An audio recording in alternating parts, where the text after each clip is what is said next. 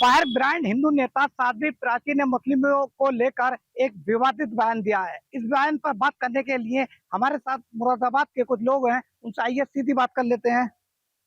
साध्वी प्राची ने बयान दिया है कि मुस्लिम बच्चों को की नसबंदी करा देनी चाहिए और जो दंगों में शामिल होते हैं मुस्लिम बच्चे उनके एनकाउंटर कर देने चाहिए। इस बयान को लेकर क्या कहेंगे? देखिए, उनका काम है उलूल जलूल बयान देकर लाइट में आना। इस बयान का कोई तुक नहीं बनता। एनकाउंटर का सवाल है, क्या एनकाउंटर मुसलमानों की होंगे? अभी कल क्या हुआ है लखनऊ में, पुलिस को घर में थाने में घुस के मारा है। फतेहपुर में क्या हुआ, मकबरे पर सरेंडर हो गई पुलिस। साध्वी प्राची से मैं पूछना चाहता हूँ, खाली एक तरफा बयान देने के बाद, एक पक्ष को टारगेट करने के बाद समाज में जहर घोलने का काम कर रही है। इससे ज्यादा कुछ नहीं। उन्हें समझना चाहिए, इस देश में संविधान है, जमहूरियत है, डेमोक्रेटिक है। ये देश जमहूरियत से चलेगा, संविधान से चलेगा। उनके उलूल जुलूल अनाप शनाप बयानों से नहीं चलेगा। ये साध्वी प्राची ने कहा दंगों में शामिल मुस्लिम बच्चों के एनकाउंटर कर दें।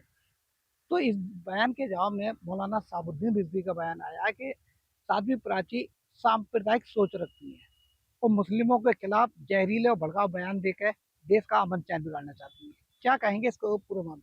नहीं, ये मैंने देखा तो नहीं है। अगर इस तरीके का बयान है तो इतना नहीं बोलना चाहिए इस तरीके से। लेकिन ये भी सच्चाई है कि जितने भी मुस्लिम नेता हैं बड़े बड़े, वो अपने बच्चों को तो पढ़ाते हैं विदेशों में, यहाँ के मुसलमान के बच्चों को दे देते हैं हाथ में पत्थर, बंदूक, बोले लड़ो।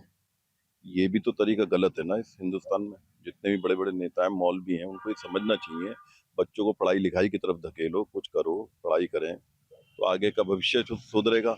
लेकिन भविष्य सुधारने की बजाय वो तो ये कहते हैं ये तो हमारे लिए खिलौना है, इनको बेवकूफ बनाते रहो। साध्वी प्राची का बयान आया कि दंगों में शामिल मुस्लिम बच्चों की नसबंदी कर देनी चाहिए। उसके अलावा अगर वो दोबारा दंगों में शामिल होते हैं तो एनकाउंटर कर देना चाहिए।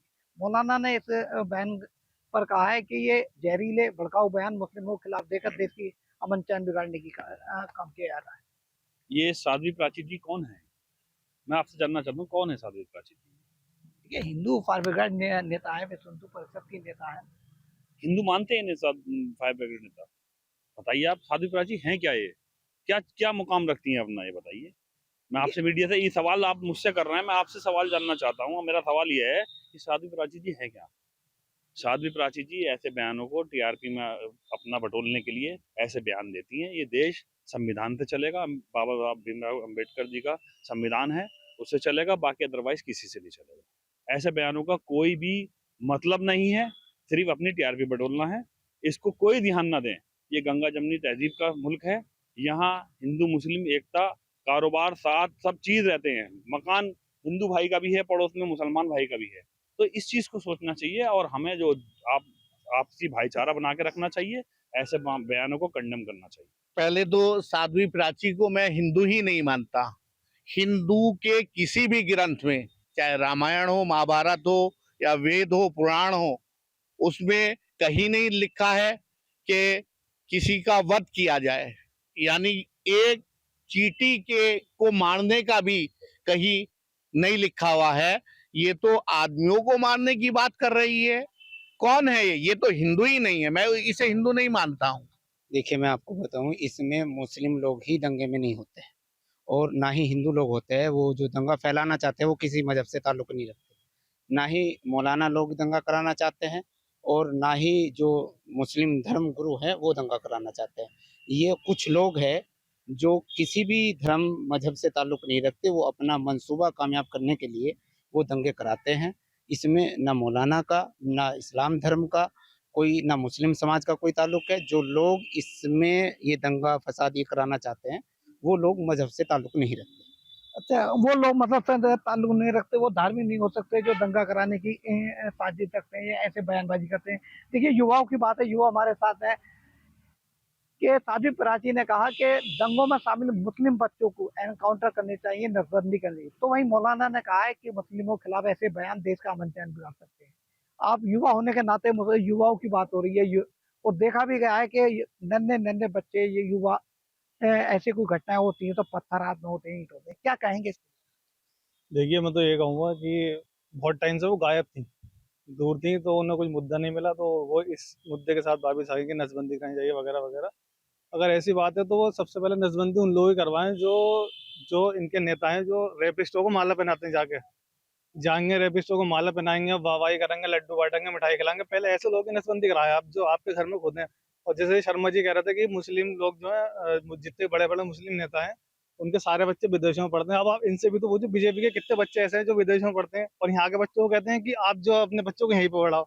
अपने बच्चों को भेज देते, जब कांवड़ यात्रा निकलती है उनका कोई बच्चा नहीं दिखता। सारे बच्चे लोकल होते हैं। उन्हें क्या करा, जितने भी हिंदू समाज के लोग उन्हें डाल दिया त्योहारों में कि तुम लोग त्योहार में पढ़ो, तो मतलब त्योहार खोल के मनाओ, त्योहारों में पढ़ो और अपना कांवड़ यात्रा निकालो, जो करना सड़कों पर तुम वो करो, धूमधाम से मनाओ अपनी हर चीज। तो इन लोगों ने ऐसा बना दिया कि वो लोग लग गए त्योहारों में, मुद्दों से भटक गए वो अपने, ये देश में क्या क्या मुद्दे चल रहे हैं, बेरोजगारी और मतलब जो भी आपको बताइए सब कुछ चल रहा है, सब कुछ भ्रष्टाचार, बेरोजगारी, और आए दिन पुल टूटते हैं, एक बारिश में सड़क नहीं रह पाती।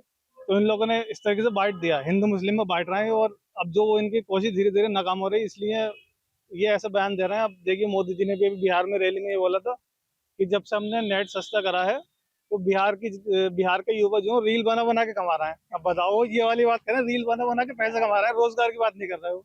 साध्वी प्राची के बयान को लेकर इन लोगों ने विरोध जताया। इनका सीधे तौर पर कहना है कि बच्चों के हाथ में किताब देनी चाहिए, ना कि पत्थर। जहाँ भक्ति है हर शब्द में, कथाओं में छुपे हैं दिव्य रहस्य, और ज्योतिष देता है जीवन को दिशा। धर्म से जुड़ी हर बातों को जानने के लिए हमारे चैनल स्तुति को सब्सक्राइब करें।